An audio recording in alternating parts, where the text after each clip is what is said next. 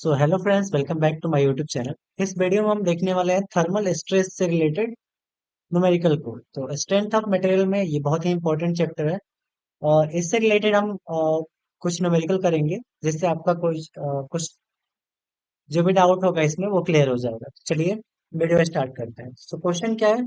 A rod 10 meter long at 10 degree centigrade is heated to 70 degree centigrade. If the free expansion is prevented, find the thermal strain and stress. Also find nature of a stress. Take E equal to 2.5 into 10 to the power 2.1 into 10 to the power 5 Newton per mm square and alpha equal to 12 into 10 to the power minus 6 per degree centigrade. तो ये question काफी important है। पहला बोला है rod 10 metre long, यानी कि हम यहाँ पे सॉल्व करेंगे इसको। एक रॉड है, यहाँ पे मान लेते हैं एक रॉड हमारे पास है। जो रॉड हमारा 10 मीटर लॉन्ग है, 10 मीटर लॉन्ग यानी लेंथ ऑफ रॉड हमारे पास कितना है? 10 मीटर। 10 मीटर लॉन्ग का हमारे पास क्या है? रॉड है एट 10 डिग्री सेंटीग्रेड। तो ये पहले किस कंडीशन पे है? 10 डिग्री सेंटीग्रेड पे। यानी टेम्परेचर एट इनिशियल कंडीशन मान लेते हैं T1 है, वो कितना है? 10 डिग्री सेंटीग्रेड पे। Is heated to 70 degree centigrade. जब इसको हीट किया गया, यानी यहां से हमने क्या किया, इसको हीट करना स्टार्ट किया। जब हमने इसको हीट करना स्टार्ट किया तो इसका टेम्परेचर पहुंच गया T2 पे, और वो T2 टेम्परेचर हो गया 70 degree centigrade. If free expansion is prevented, यानी कि जो अगर हम इसको हीट करेंगे तो ये क्या करेगा? आगे इधर उधर एक्सपेंड करेगा। तो एक्सपेंशन को क्या किया गया? प्रिवेंट कर दिया गया है। यानी कि इसको एक्सपेंशन को रोक दिया गया है, इसके एक्सपेंशन को रोक दिया गया है, इस पे फिक्स सपोर्ट लगा दिया गया है ताकि ये एक्सपेंड ना कर सके। फ्री एक्सपेंशन को रोक दिया गया। Find the thermal stress, thermal stress find, strain find करना, तो उसको ईटीएस से डिनोट करते हैं। तो हमको थर्मल स्ट्रेन फाइंड करना है। दूसरा थर्मल स्ट्रेस, तो उसको हम सिग्मा टीएस से डिनोट करते हैं, इसको फाइंड करना है। Also find nature of stress, यानी कि स्ट्रेस का कौन सा नेचर है, कंप्रेसिव या टेंसाइल, नेचर फाइंड करना है। ठीक, E इक्वल टू, ई का वैल्यू मेरे पास कितना है? 2.1 into 10 to the power 5 newton पर M square and alpha equal to 12 into 10 to the power 12 into 10 to the power -6 पर डिग्री सेंटीग्रेड। तो अब हमको क्या करना है, इस क्वेश्चन को आगे की ओर प्रोसीड करेंगे। तो सबसे पहले हम थर्मल स्ट्रेस निकालेंगे, थर्मल स्ट्रेन निकालेंगे। थर्मल स्ट्रेन, तो पहला हमारा ई टी एच यानी थर्मल स्ट्रेन जो होगा, इसका फॉर्मूला होता है alpha into delta T. Thermal strain का जो फॉर्मूला होता है वो अल्फा इंटू डेल्टा टी होता है। टेम्परेचर हमारा किस में होना चाहिए? डिग्री सेंटीग्रेड में। अगर टेम्परेचर केल्विन में है तो अल्फा का वैल्यू केल्विन में होना चाहिए, और अगर अल्फा का वैल्यू सेंटीग्रेड में है तो टेम्परेचर भी हमारा सेंटीग्रेड में ही होना चाहिए। तो अल्फा हमारे पास कितना है? 12 into 10 to the power -6, 10 to the power -6 into delta T. तो डेल्टा टी हमारा क्या होगा? चेंज इन टेम्परेचर, यानी कि T1 - T2। डेल्टा टी हमारा क्या होगा? Change in temperature. तो T1 - T2, T2 - T1, sorry, final minus Elysian लिखते हैं। तो T2 - T1, तो T2 मेरे पास कितना है? 70, माइनस T1 कितना है? 10। तो ये हो जाएगा 12 into 10 to the power -6 into ये कितना हो जाएगा? 60। जब इसको सॉल्व करेंगे तो ये आएगा 72 इंटू 10 to the power -5। ये हमारा क्या आ गया? थर्मल स्ट्रेन आ गया, थर्मल स्ट्रेन। इसका यूनिट नहीं होगा कोई भी। यूनिट क्यों नहीं होगा? क्योंकि स्ट्रेन है एक तरह का, और स्ट्रेन हमारा यूनिट लेस होता है।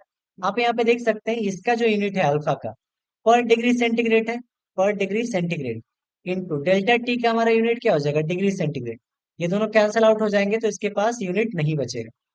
तो ये हमने कैलकुलेट कर लिया क्या यहाँ पे? Thermal strain. अब दूसरा हमारा क्या निकालना है? Thermal stress. तो हम निकालेंगे थर्मल स्ट्रेस को, यानी E T H, sigma T H को निकालें।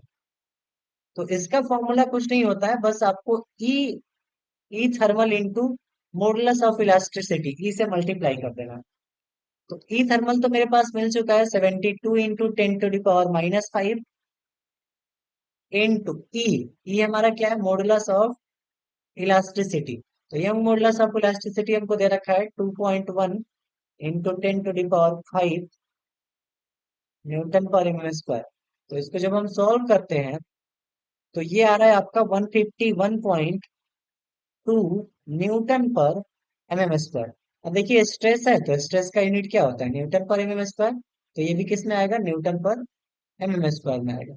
तो इस तरह से हमने दोनों कैलकुलेट कर लिया। बट अब एक लास्ट है नेचर। तो नेचर कैसे निकालेंगे, तो देखिए नेचर आपको ध्यान से समझ लेना है इसको। नेचर किसी भी चीज का बता सकते हैं कि कैसा नेचर होगा इसका।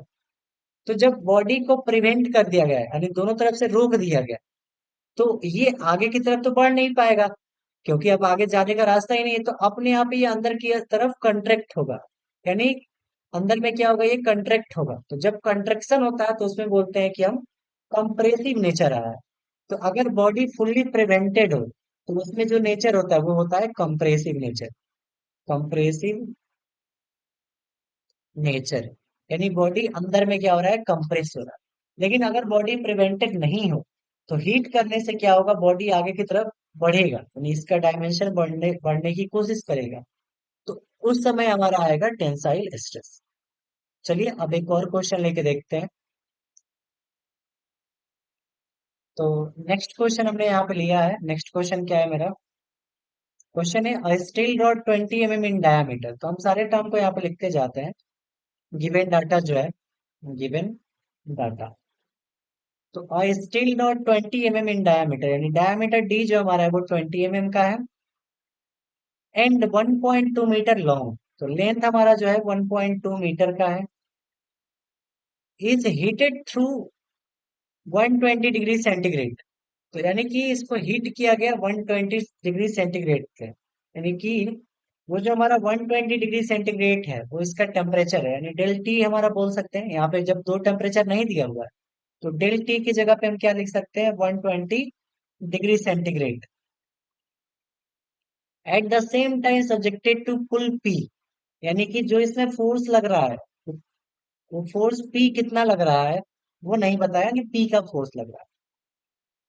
The total elongation of rod is 3 mm, यानी डेल एल मान लेते हैं और वो 3 mm है। अब इस पॉइंट को अगर आप ध्यान से समझे तो ये बोला है टोटल इलोंगेशन, केवल इलोंगेशन नहीं बोला है, टोटल इलोंगेशन। यानी कि एक तो यहाँ पे हीट दिया जा रहा है और दूसरा पुल किया जा रहा है पी लोड से। यानी कि अगर आपके पास कोई बॉडी है तो उसको पी से क्या किया जा रहा है, पुल किया जा रहा है पी फोर्स से, तो उसके कारण एक इलोंगेशन आएगा। मान लेते हैं डेल डेल एल वन आया इलोंगेशन। और अगर हम इसको हीट कर रहे हैं तो हीट करने से भी इलोंगेशन होगा, तो वो डेल एल टू इलोंगेशन होगा। तो इन दोनों इलोंगेशन को मिला के टोटल इलोंगेशन आपका 3 mm का है।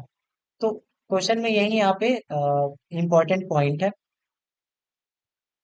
तो अब हमसे पूछा है क्वेश्चन में what should be the magnitude of P, यानी कि पी का मैग्नीट्यूड कितना होगा। ठीक है, ई इक्वल टू, यानी ई का वैल्यू दे रखा है 200 गीगा पास्कल, यानी इसको हम ऐसा लिख सकते हैं 200 इंटू गीगा पास्कल को चेंज करेंगे तो 10⁻³ न्यूटन पर एमएम स्क्वायर हो जाएगा। और अल्फा हमको कितना दे रखा है यहाँ पे,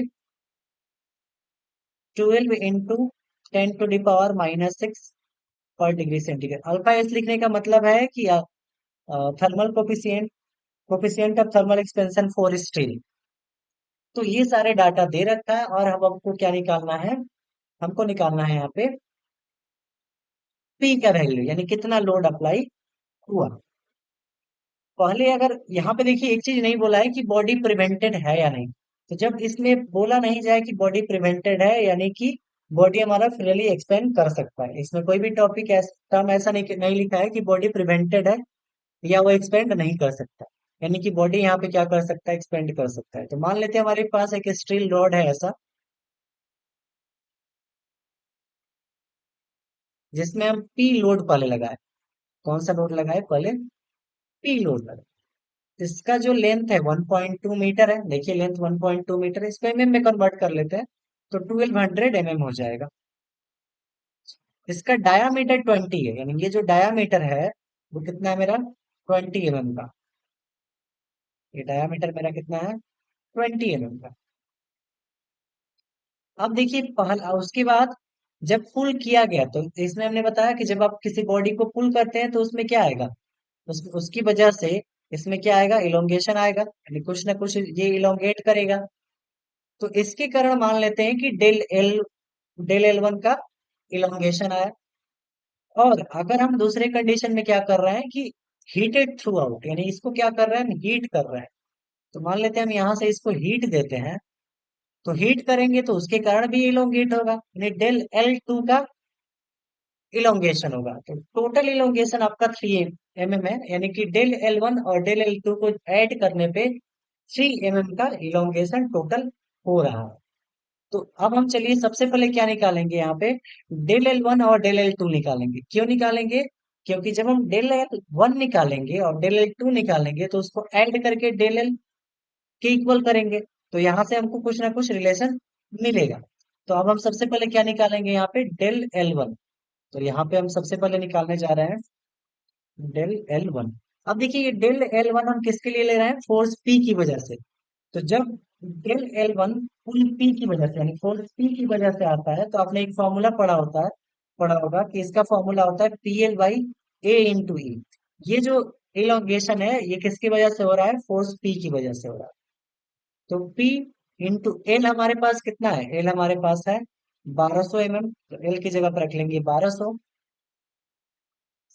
अपॉन ए। ए अब हम कौन सा लेंगे, एरिया हम लेते हैं क्रॉस सेक्शनल एरिया। तो एरिया मेरा क्या हो जाएगा, क्रॉस सेक्शनल एरिया पाई/4 D²।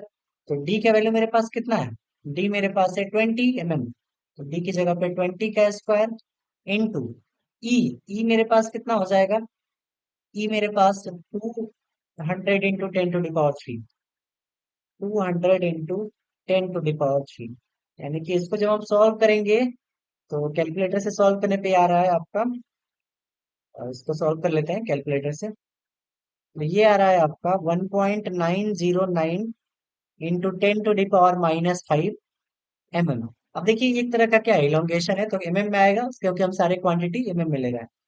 और एक चीज यहाँ पे ये p देखिए, तो p को भी साथ में लेके चलना है, यहाँ पे p को छोड़ना नहीं है। तो इंटू में यहाँ पे क्या होगा मेरे पास, इंटू में यहाँ पे p भी रहेगा और ये किस में रहेगा, mm में। तो डेल L1 हमने निकाल लिया, देखिए ये p में रिलेशन आया है। अब उसके बाद हम निकालेंगे डेल L2। तो ये डेल L2 किसकी वजह से आएगा, हीटिंग की वजह से, यानी कि हम बॉडी को जब हीट कर रहे हैं तो उसकी वजह से क्या आएगा मेरे पास, डेल L2 आएगा। तो इसका फॉर्मूला होता है, जब आप किसी बॉडी को हीट करते हैं तो उसमें चेंज इन लेंथ या डिफॉर्मेशन निकालने का फॉर्मूला होता है L × α × ΔT। L × α × ΔT। L तो मेरे पास कितना है, एल मेरे पास है 1200 इंटू अल्फा मेरे पास कितना है, अल्फा दे रखा है, यहाँ पे अल्फा है 12 × 10⁻⁻6। तो यहाँ पे 12 × 10⁻⁻6 इंटू डेल टी। तो डेल टी मेरा कितना है, 120 डिग्री सेंटीग्रेड। तो डेल टी की जगह पे 120 डिग्री सेंटीग्रेड रखेंगे। तो यहाँ से हमारा डेल L2 मेरे पास कितना आ गया, डेल L2 आ रहा है 1.728 mm, यानी कि इतना का डिफॉर्मेशन यहाँ पे आ रहा है। तो ये हमारा क्या आ गया, डेल L2 आ गया। और यहाँ से हमने ये डेल L1 निकाला था, ये डेल L1 हम लिख लेते हैं 1.909 इंटू 10⁻⁻5 इंटू पी, यहाँ पे पी, और ये किसमें होगा, mm में। तो ये हमने यहाँ पे दोनों चीजें कैलकुलेट कर लिया। अब हम सबसे इंपॉर्टेंट चीज बताने जा रहे हैं। तो हमने क्या बोला कि ये टोटल डिफॉर्मेशन दे रखा है, यानी टोटल इंक्रीमेंट, टोटल इलोंगेशन जो है वो थ्री थ्री का है। यानी डेल एल जो मेरा है, वो डेल एल कितना हो जाएगा मेरा, डेल एल जो है यहाँ पे हम लिखते हैं डेल एल मेरा कितना हो जाएगा, del L1 plus del L2 के इक्वल। अब देखिए डेल एल हमको दे रखा है कितना, डेल एल मेरा कितना है 3 mm, तो यहाँ पे डेल एल की जगह पे कितना रखेंगे, 3 इक्वल टू डेल L1। तो डेल L1 हमारे पास ये वाला है, तो इस टोटल वैल्यू को यहाँ पे लिखेंगे। तो 1.909 इंटू 10⁻⁻5 इंटू पी, यहाँ पे इंटू में पी है, प्लस डेल L2। तो डेल L2 मेरे पास कितना है, ये वाला 1.728। तो यहाँ पे हम क्या करते हैं, इसको भेजेंगे इधर, तो 3 माइनस ये 1.728 इक्वल टू पी इंटू, मेरे पास ये बच जाएगा 1.909 इंटू 10⁻⁻5। तो फाइनली यहाँ से अगर हम पी निकालेंगे तो 3 माइनस ये हो जाएगा 3 माइनस 1.728 अपॉन इस टोटल टर्म से क्या करेंगे, उधर उधर भेजेंगे तो डिवाइड हो जाएगा। तो अपॉन 1.909 इंटू 10⁻⁻5। तो इसको जब सॉल्व करेंगे तो मेरा पी का वैल्यू जो आएगा वो आ रहा है 66631.74 न्यूटन। तो इसको किलो न्यूटन में चेंज करेंगे तो पी इक्वल टू हो जाएगा 66.631 किलो न्यूटन। तो ये हमारा किस में आ गया, किलो न्यूटन में। तो यहाँ से फाइनली हमने क्या फाइंड कर लिया, फोर्स पी का वैल्यू फाइंड कर लिया। सो आशा करते हैं आपको ये दोनों क्वेश्चन काफी इंटरेस्टिंग लगा होगा। और आपको एक बार और रिकॉल करा देते हैं कि अगर हम थर्मल स्ट्रेस की बात कर रहे हैं तो उसमें डिफॉर्मेशन को हम दिखाते हैं अल्फा इंटू एल, इसको लिखते हैं L into alpha into delta T. अगर इसमें थर्मल स्ट्रेस की बात करते हैं तो वो होता है E into small E into capital E, यानी कि स्ट्रेन, थर्मल स्ट्रेन इंटू ई। और अगर हम थर्मल स्ट्रेस निकालते हैं, थर्मल स्ट्रेन, तो थर्मल स्ट्रेस हमारा क्या हो जाता, स्ट्रेन हमारा क्या हो जाता है, अल्फा इंटू डेल्टा टी। तो आप ये तीनों याद रखेंगे किसके लिए, थर्मल, जब हीटिंग किया जाता है बॉडी को, यानी बॉडी को जब हम हीट कर रहे हैं तो उसमें चेंजिंग आता है डिफॉर्मेशन, स्ट्रेस और स्ट्रेन में। तो इस तरह से आपका ये थर्मल स्ट्रेस का जो भी प्रॉब्लम था वो सॉर्ट आउट हो गया। अब अगर इससे रिलेटेड आपको जो भी प्रॉब्लम है आप हमें कमेंट करके बता सकते हैं, उससे रिलेटेड हम टॉपिक पे वीडियो अपलोड करेंगे। सो मिलते हैं एक नए वीडियो में, तब तक के लिए गुड बाय, थैंक यू।